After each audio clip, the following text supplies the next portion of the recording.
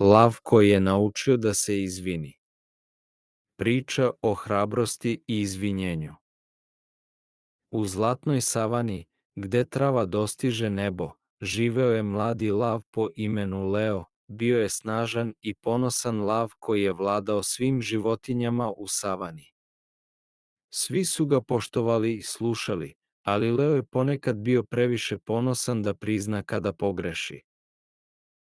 Jednog dana, žirafa Gida organizovala je veliku zabavu za sve životinje u savani. Svi su se radovali i pripremali. Ali kada je Leo došao, njegov snažni rik uplašio je sve, a Gida se toliko uplašila da je skočila i udarila se o granu. Umesto da se izvini, Leo je rekao: "Kraljevi se ne izvinjavaju", i otišao. Od tog dana životinje su počele da ga izbegavaju. Niko više nije želeo da se igra s njim niti da razgovara. Leo se osjećao usamljeno, ali je i dalje bio previše ponosan da prizna da je pogrešio.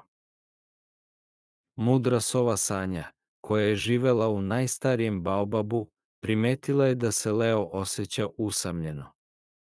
Jedne večeri sletela je do njega i rekla: "Leo, vidim da si tužan. Ponekad je najhrabrija stvar koju kralj može da uradi priznati da nije bio u pravu." Te noći Leo nije mogao da spava. Razmišljao je o Sanjinim rečima. Da li je zaista hrabro priznati kad pogrešiš, pitao se.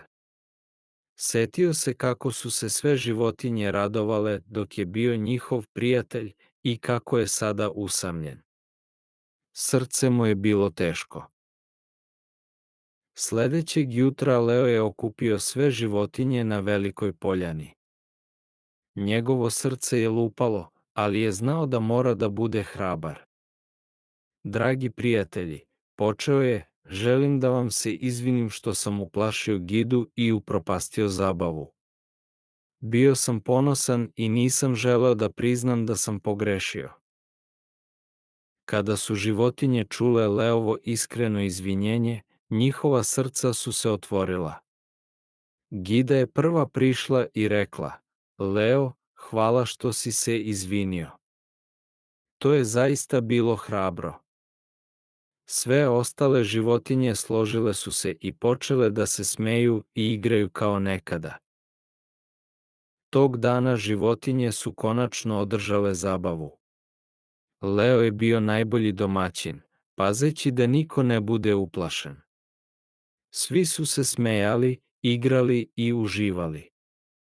Leo je bio presrećan što su mu prijatelji oprostili i što je ponovo bio deo zajednice. Leo je naučio najvažniju lekciju u svom životu, da je izvinjenje znak hrabrosti i snage, a ne slabosti.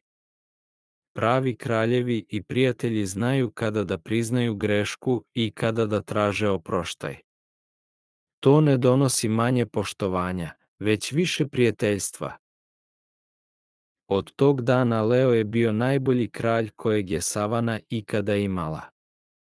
Slušao je savete drugih, priznavao kada nije bio u pravu i uvek se izvinjavao kad je trebalo. Sve životinje su ga volele i poštovale više nego ikada, jer su znale da je pravi prijatelj i hrabar vođa. I tako je lav Leo naučio da je pravo kraljevstvo u sposobnosti da se bude pošten i hrabar, čak i kada to znači priznati grešku. Njegova savana postala je mesto gde su se svi osjećali bezbedno i voljeno, a Leo je shvatio da je pravo prijateljstvo najveće blago koje kralj može da ima.